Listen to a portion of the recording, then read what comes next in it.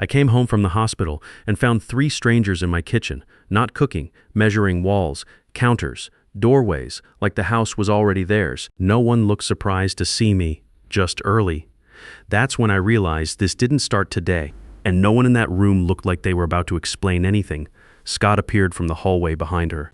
He had that calm on his face that I'd seen 100 times at family dinners. The kind of calm that isn't really calm, it's just a face someone practices. He smiled and reached out to shake my hand. "Arnold, that's great news. They cleared you faster than expected." I shook his hand and looked past him at the 3 people in my kitchen. The woman at the stove had turned down the burner. Nobody was moving much now. "Who are these people?" I asked. "Contractors," Scott said. "We wanted to get a head start on some safety modifications while you were recovering. Grab bars, better lighting, that kind of thing. Make it easier when you got home." "Nobody asked me about grab bars. We were going to surprise you." The man near the counter was still holding his phone, but he wasn't looking at it. The clipboard guy had closed the cabinet he'd been in and was standing with his arms at his sides. The woman had taken off my apron and folded it over the back of a chair. I looked at the counter beside the stove. There was a notepad there with measurements written on it.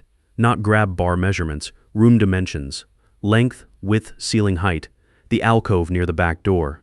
The kind of thing you write down when you're putting together a property listing or a renovation estimate for a sale. I know what those numbers mean.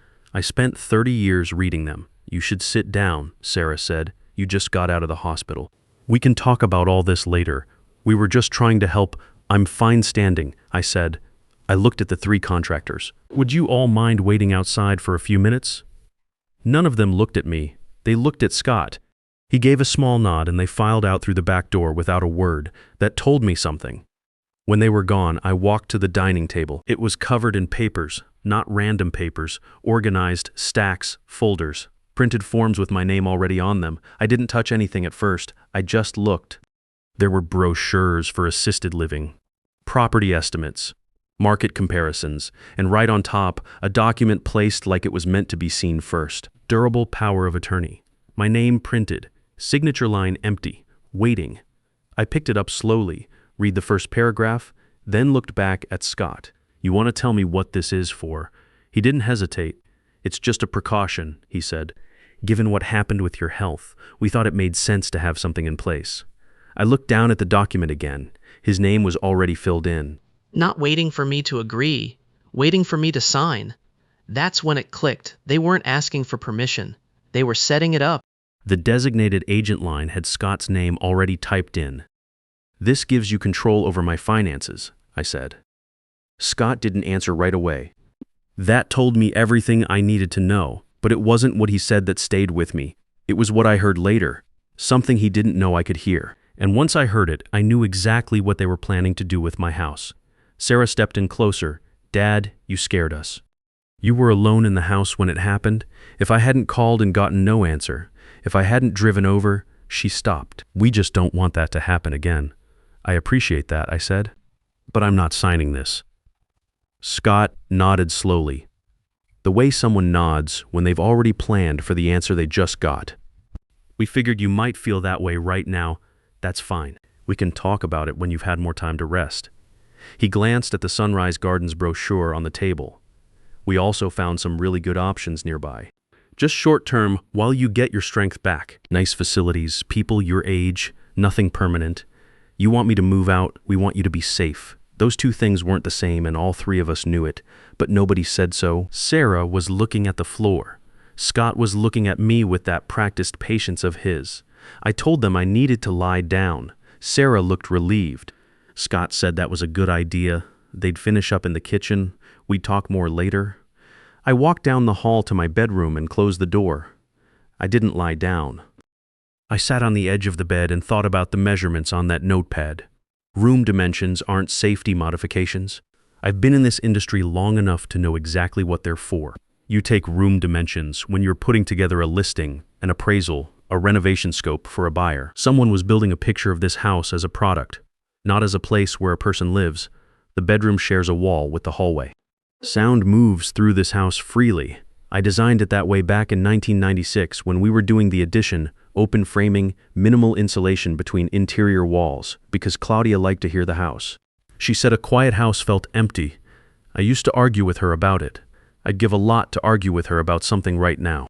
I heard Scott's voice from the hallway, low but clear. Closing timeline still works if we move fast. I stayed still. A second voice, the clipboard guy, he hadn't left yet. Long as the paperwork gets done. Scott again.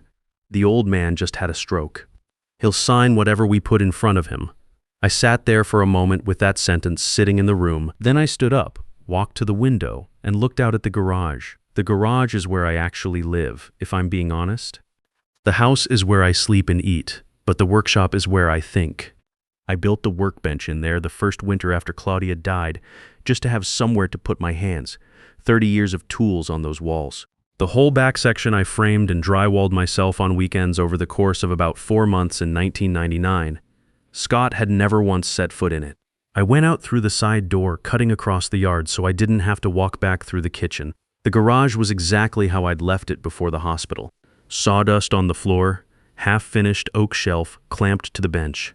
Coffee mug from last Tuesday still sitting next to the drill press. I stood there for a second just breathing it in. Then I went to the workbench and opened the bottom drawer. Claudia had told me about the USB drive 2 years before she died, right after she'd been diagnosed the second time, and we both understood what the timeline probably looked like. She'd said she worked with a lawyer, got some things set up, and that I should look in the bottom drawer of the workbench if things ever got complicated. I'd asked her what she meant by complicated. She'd said I'd know it when I saw it. I'd thought about that drawer maybe twice in 6 years. Both times I'd told myself it was probably just insurance paperwork and I'd get to it eventually. The drive was taped to the inside back panel of the drawer, right where she said it would be. Small gray drive, piece of masking tape, her handwriting, for Arnold. Important. I took my laptop off the shelf, plugged it in, and opened the single folder on the drive. 3 files, a PDF labeled Torres Family Trust executed copy, a scanned letter in Claudia's handwriting, and a contact card for an attorney. Patrick Whitfield, Estate and Property Law, Columbus, OH. I read the letter first. It was 2 pages both sides, written the way Claudia wrote everything. No wasted words, no drama, just the information you needed in the order you needed it. She said she'd set up the trust 4 years before she died because she wanted to make sure the house stayed protected no matter what happened. She said she wasn't worried about me specifically. She said she was worried about the kind of pressure that finds people when they're grieving or sick or just tired, and how that pressure sometimes comes from directions you don't expect. She said Patrick Whitfield had the authority to block any financial action on the property that he didn't approve. Sale, refinance, transfer, all of it. Then she wrote, "I know you, Arnold. You'll try to handle this yourself. Call Patrick first." I picked up my phone and called Patrick Whitfield. He answered on the second ring. I told him my name, told him my wife had set up a trust and left me his number, and told him I had a situation at my house that I needed help with today. He said he could be there in 45 minutes. I said that worked. I set the phone down and looked at the half-finished shelf clamp to my workbench. The oak grain ran clean and straight. Claudia would have liked it for the hallway, I thought. She always wanted more shelving in the hallway. I got up and walked back to the house. Gary Kowalski was standing at my front door when I came back around the side of the house. Gary's lived 2 houses down for 14 years, retired Columbus PD, 22 years on the force. He's the kind of neighbor who notices things without making a production of it, whose car is parked where, when the lights go on and off, who comes and goes. He'd seen the unfamiliar truck in my driveway for the past 2 days while I was in the hospital and had written down the plates out of habit. That's just Gary. "You look like you're working something out," he said. "I am," I said. "You have a few minutes." "I've got all day." We sat on the porch and I told him what I'd come home to. The contractors, the measurements, the power of attorney form with Scott's name already typed in, the Sunrise Gardens brochure, what I'd heard through the bedroom wall. Gary listened without interrupting, which is something not everyone knows how to do. When I finished, he was quiet for a second. Then he said, "The guy said closing timeline. That's what I heard. That's not a phrase somebody uses about grab bars and better lighting." "No," I said. "It's not." Gary looked at the front door. "You want me to stay while you talk to them? The lawyer's coming in about 40 minutes. "Stay until then. He nodded and we went inside. Scott was at the dining table with his laptop open. Sarah was in the kitchen, rinsing dishes from whatever the contractors had been cooking, keeping her hands busy the way she does when she doesn't want to have a conversation. The 3 contractors were gone. Scott must have sent them off while I was in the garage. The notepad with the room dimensions was still on the counter. Scott looked up when we came in. His eyes went to Gary for just a beat before he smiled. "Arnold? Feeling better? Sit down, Scott." Something shifted in his face. Not much, but enough. He closed the laptop. Sarah came out of the kitchen drying her hands on a dish towel. She looked at Gary, then at me, and I could see her trying to read the situation. I pulled a chair out and sat across from Scott. Gary stayed standing near the door, arms crossed, not saying anything, just present. 22 years on the force gives you a way of occupying a room. "Tell me about the investment," I said. Scott's jaw tightened. "What investment?" "The one that's got you $190,000 in debt." The room went quiet. Sarah stopped moving. Scott looked at her. A fast look, the kind that asks a question. She shook her head slightly, which told me she hadn't said anything. He'd underestimated me then. That happened a lot when you got past 60. People assume the brain slowed down with the body. "It's a development deal," he said finally.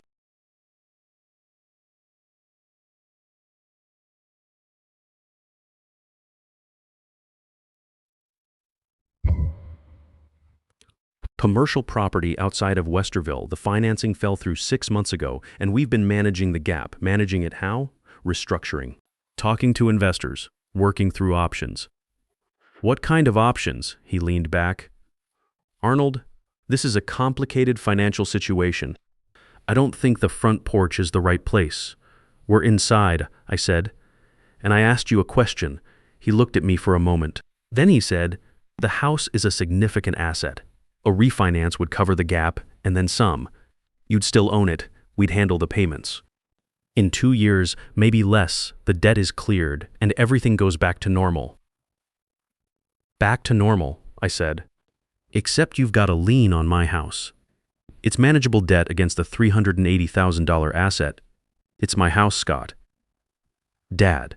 Sarah's voice came from across the room. She'd set down the dish towel. "We're not trying to take it from you.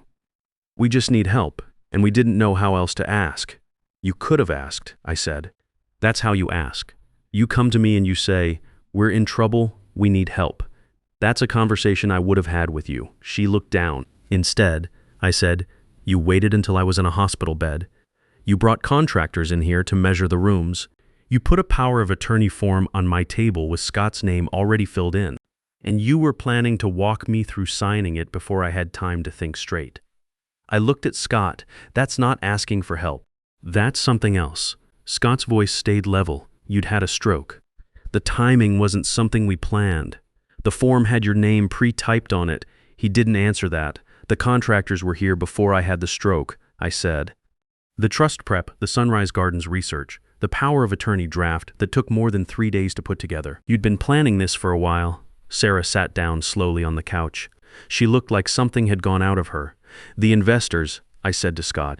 "What exactly did you tell them?" A pause. "I told them we had access to a significant residential asset as secondary collateral if the restructuring didn't close in time." Gary made a small sound from near the door. "Not a word, just a sound." "You promised them my house," I said. "I told them it was a possibility. You don't own this house. You have no authority over this property. You told investors they could lean on an asset that was never yours to offer." I kept my voice even. "Do you understand how much trouble that puts you in if this goes sideways?" Scott's composure finally cracked, just at the edges. "Which is exactly why I need you to sign the form. If you give me legal authority to act on the property, it becomes legitimate. The investors are already asking questions. If I don't have something to show them by the end of the month," "End of the month," Gary said from the door. His first words since we'd sat down. Scott looked at him. "That's a tight closing timeline," Gary said. The color shifted in Scott's face. He understood immediately what that meant. That I'd heard him in the hallway. That I'd known before I ever sat down at this table. A car pulled up outside. I checked my watch. Patrick Whitfield was right on time. Patrick Whitfield was exactly what I'd expected from a man Claudia had chosen. Quiet, unhurried. The kind of person who doesn't need to fill silence with noise. Gray suit, leather briefcase, firm handshake. He looked around the living room once, took in the documents on the table, Scott sitting stiff in his chair, Sarah on the couch with her hands in her lap, Gary by the door. "Mr. Torres," he said, "I'm glad you called." He sat down, opened his briefcase, and laid the trust documents on the table next to Scott's power of attorney form. The contrast was hard to miss. Scott's form was 3 pages clean and fresh. The trust paperwork was a thick bound document with official seals and signatures and a date from 9 years ago. Patrick tapped the cover page. The Torres Family Trust, executed by Claudia Torres in 2017, updated 2019. This property is the primary held asset. He looked at Scott calmly. No refinance, sale, transfer, or encumbrance can be executed without my review and written approval. That authority exists independent of any power of attorney signed by Arnold, meaning even if he signed your form today, it would not give you the ability to act on this property. Scott leaned forward. A POA supersedes. It does not supersede a properly structured irrevocable trust, Patrick said. That's the point of the structure. The trust can be challenged. It can, in probate court with legal standing after a process that typically takes 12 to 18 months. Patrick folded his hands. I'd also point out that what you were attempting today, obtaining financial authority over an elderly man's assets within days of a medical event, using pre-prepared documents he had not reviewed, falls under Ohio's Elder Financial Exploitation Statute. That's a first-degree misdemeanor at minimum. Depending on what you told your investors about this property, there may be additional exposure. The room was very quiet. Sarah looked at Scott. He wasn't looking back at her. I want to be clear, Patrick continued, that I'm not here to make accusations. I am here because Arnold called me and because Claudia asked me to be available if this house ever needed protecting. My job today is simple. The property stays in the trust, no documents get signed, and everyone in this room understands where the legal lines are. He closed his briefcase and looked at me. Is there anything else you need from me today? Not right now, I said. I'll call you this week. He shook my hand, nodded to Gary, and left. The whole thing had taken maybe 12 minutes. After the door closed, Scott stood up. He picked up his laptop and his jacket without saying anything. Sarah watched him from the couch. "Scott," she said, "I need some air." His voice had gone flat. The practiced calm finally worn through to something underneath it that didn't have a name. He walked to the door, then stopped with his hand on the frame and looked back at me. "I wasn't trying to put you out on the street," he said. "I want you to know that. I know what you were trying to do." I said, "That's the problem." He stood there another second, then he left. I heard his car start in the driveway and pull away. Gary uncrossed his arms. "You need anything?" "I'm good," I said. "Thanks for staying." He clapped me once on the shoulder on his way out. The door closed and it was just Sarah and me. She was still sitting on the couch, not moving. She'd been crying at some point in the last few minutes. I hadn't noticed exactly when. She wiped her face with the back of her hand, a gesture I recognized from when she was a kid, same motion she'd used at 8 years old when she didn't want me to see her cry. "How long did you know?" she asked. "About the debt today? About something being off a few weeks maybe." The question Scott was asking about the house, the way he looked at it when he came over. I didn't put it together until this morning. She nodded slowly. "He told me the plan was just a refinance, that you'd agree to it, that it was straightforward. He didn't tell me about the investors. He didn't tell me he'd already promised them something." She paused. "I don't think I asked enough questions." "No," I said, "you didn't." She looked up. "I'm sorry, Dad. I know you are." We sat there a while without talking. The house settled around us the way old houses do, small sounds in the walls and floors, the refrigerator cycling on in the kitchen. I'd been listening to those sounds for 28 years. They didn't change. After a while, Sarah asked if she could stay for dinner. I told her there was food in the kitchen since the contractors had apparently cooked half a week's worth before I'd gotten home. She laughed a little at that, a short, tired laugh, but real. We ate at the dining table. The scratch on the left corner caught the light the way it always does in the late afternoon. Sarah noticed me looking at it. "I can't believe you never fixed that," she said. "Your mother liked it." She smiled and looked down at her plate. Later, after she'd gone home, I went back out to the garage. Stood at the workbench for a while looking at the half-finished shelf, the USB drive sitting next to the laptop where I'd left it. I'd read the trust documents more carefully in the coming days. Go through everything with Patrick. make sure I understood exactly what Claudia had set up and why. But right now, I just stood there in my workshop in my house on a Wednesday evening, and that was enough. She'd built the walls I couldn't see. I'd built everything else between the two of us. The place was still standing. That's how it was supposed to work. A man can frame a wall, pour a foundation, wire an entire house from scratch, but the protection that actually saved me wasn't built with my hands. It was built with hers, quietly, years before I knew I'd need saving. If you've spent your life building something worth keeping, make sure someone you trust has already built the walls you can't see.